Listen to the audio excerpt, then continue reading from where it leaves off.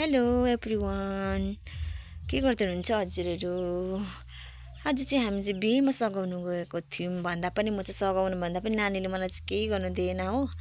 अब नानीहरूसँग काम चाहिँ गर्नु दिएन, त्यही पनि डेकोरेसन चाहिँ एकदम बबाल बबाल लाग्यो मलाई चाहिँ। किनभने उहाँहरूको काम गरेको चाहिँ मलाई एकदम मन पर्यो।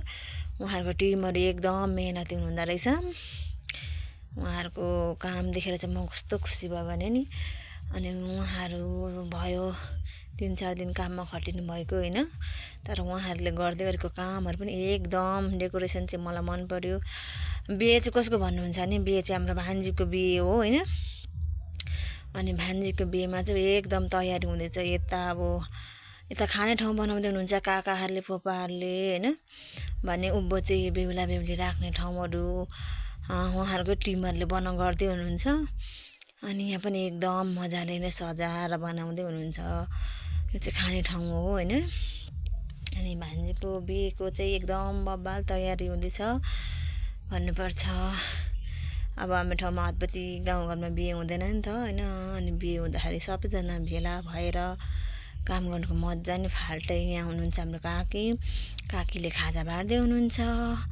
उहाँको अनुहार चाहिँ अलिक निस्किँदैन रहेछ हो। अनि यता हुनुहुन्छ हाम्रो बहिनी, मेरो नन्द र देउरानी सरी। अनि यता कोकहरू है। यता चाहिँ भोलिको लागि मासु अनि आजको लागि मासुहरू काट्दै हुनुहुन्छ देपाहरूले।